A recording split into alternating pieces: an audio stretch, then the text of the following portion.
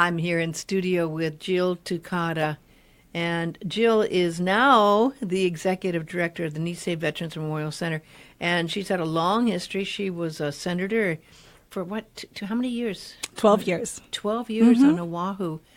Very, very important jobs, working closely with the community. But we're so excited now to be able to have you involved with the Nisei Veterans Memorial Center.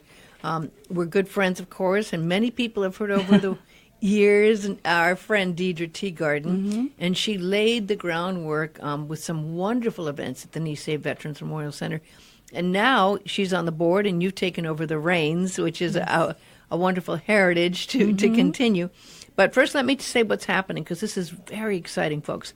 This coming Saturday, there's going to be a talk that's free. It's 1:30 this Saturday at the Nisei Veterans Memorial Center. The subject matter is Toyo Behind the Glass Eye, and it's going to be the grandson of Toyo Miyatake, who lived from 1895 to 1979. The grandson coming to talk about this amazing subject, and it's going to be quite a wonderful opportunity. And we do ask that people call and make reservations, even though it's free. I want to make sure there's a seat for you there. 244-6862 is the number, 244-6862. And if you're driving and you can't remember, just go to NVMC, Nisei Veterans Memorial Center, nvmc.org, and there'll be a follow-up happening also with a talk going on the following day, I believe, on February 17th at the Maui Arts and Cultural Center called On the Veranda. So, first of all, welcome, and it's so wonderful to have you here in the studio with your busy schedule. But let's talk a little bit about, for those who don't know what the subject matter is, let's talk about what Toyo did and his background and his amazing story. Well, it really is quite a story when you consider the fact that Toyo Miyatake was taken to the Manzanar internment camp in California. And he was an artist. He was a photographer. And being an artist and a photographer, he knew that he had to document what he saw. And he smuggled in his camera. I didn't know that. And how do you smuggle? Well, you very carefully, obviously. Right. You know, you don't want to get caught because obviously being caught ran the risk of some very severe punishments. But he was a student of Ansel Adams and some others, Edward Weston, and those were his mentors. And it was through those relationships and those connections that he actually won the rights to become the camp photographer.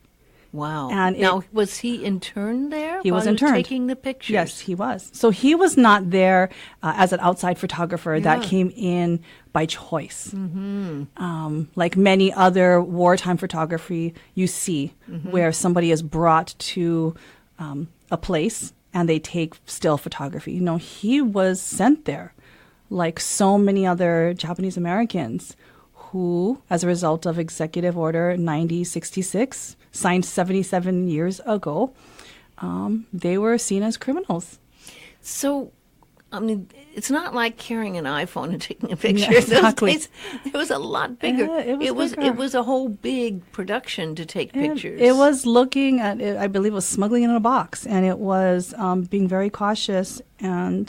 And then even when you took the pictures, I'm sure a lot of thought probably had to go through his mind about what photos you took. And then there's the developing of the pictures. And I mean, that's a lot of work when you look back at that time, too. So just the fact that he was able to capture these pictures is pretty miraculous in itself. It's the pictures that he was able to capture. And I think as you look at it, and I remember talking to some students about it that are preparing to come to the opening, I told them to think about it through his lens and through his eye. Why did he capture the shots that he did, knowing what he was going through as not just an artist, but as a person, a Japanese American who was now placed there, not by will. And why did he take the shots that he did? And then how would you feel if you, at your age, if this was now your new home, knowing even that if you look at some of the pictures, there's pictures of babies that were born in that camp. Imagine if this was your birthplace. You know, I talked to some of the students. Where were you born? You know where you were born, the hospital, the city. Imagine if Manzanar was your birthplace. What would that do to you in terms of how you think, how you feel, And let's reflect on that. These photos provide us with not just a glimpse, a lens into what life was like in Manzanar, but to me, it also provides us with some reflection into what we did in the past, and also what does that mean for us going forward now into the future. How many people were interned there at Manzanar? I can't recall exactly how many at Manzanar, but you have to remember that we're talking about over 100,000 Japanese Americans during this period in time. And so it was quite significant, spread out throughout the United States. My great-grandfather, he was removed from his home on Oahu, and he made stops in Honolulu in California and ended up in Santa Fe, New Mexico. So they were taken from Oahu and sent to the mainland? Many people might have been in terms... No friends or family there? No. In fact, my grandfather, who actually spent his childhood right here in Pu'unene, he served in the military intelligence service while his father was interned in Santa Fe. And that's the case with so many Japanese Americans, where the Nisei, the second generation, went off to fight in the 442nd, the 100th Battalion, the military intelligence service, to prove to themselves, to prove their family's honor, that they believed in their country, that they were true, while their parents sat in internment camps and were classified as criminals.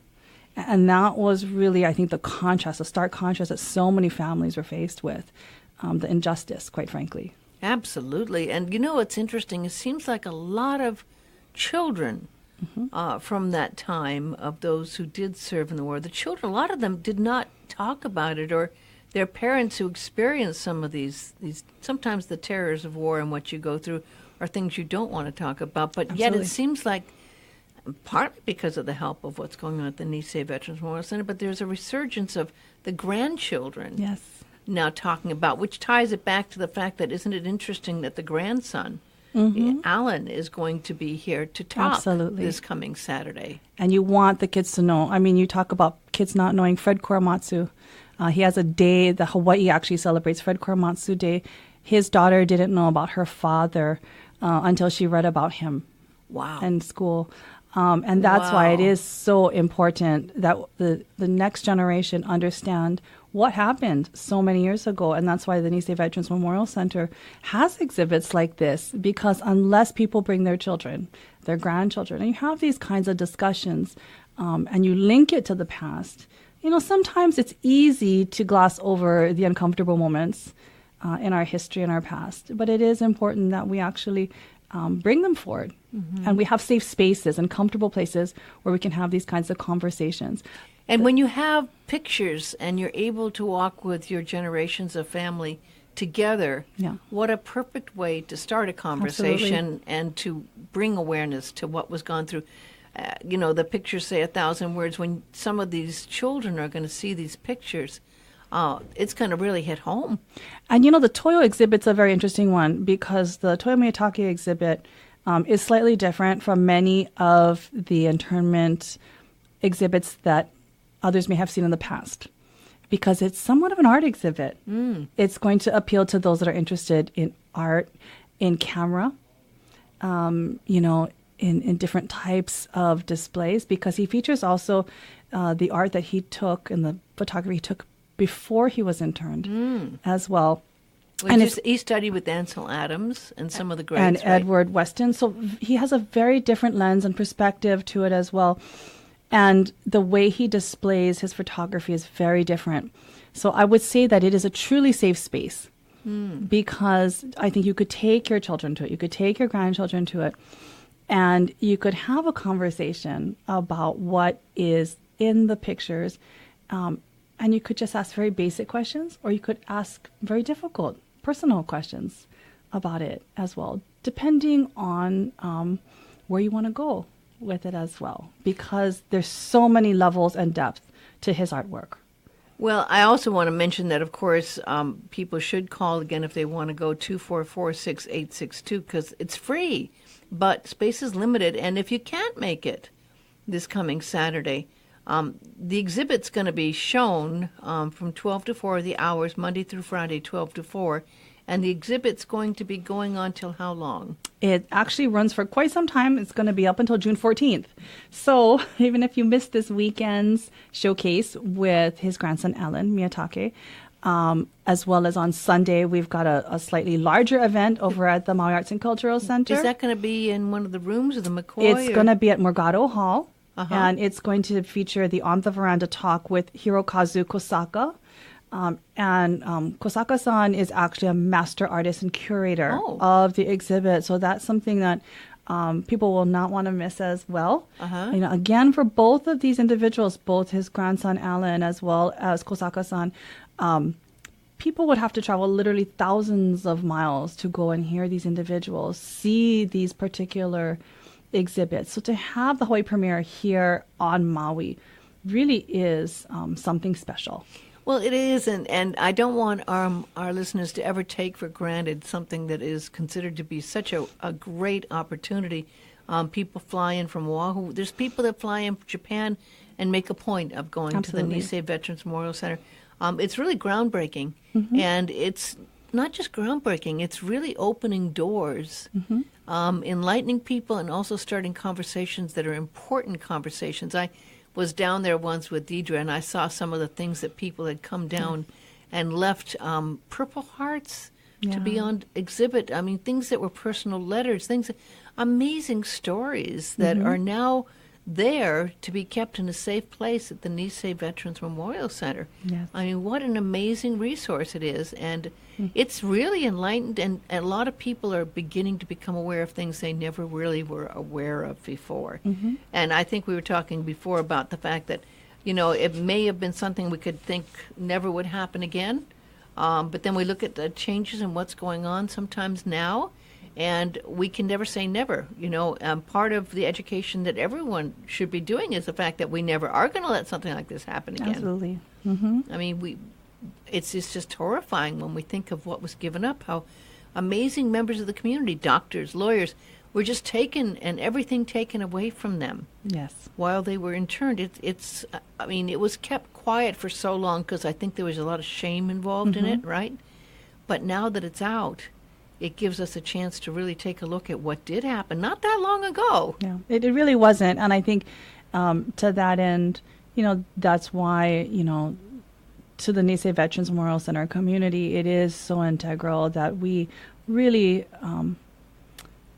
be true to their memory. And honor them. Yeah. And honor them by making sure that all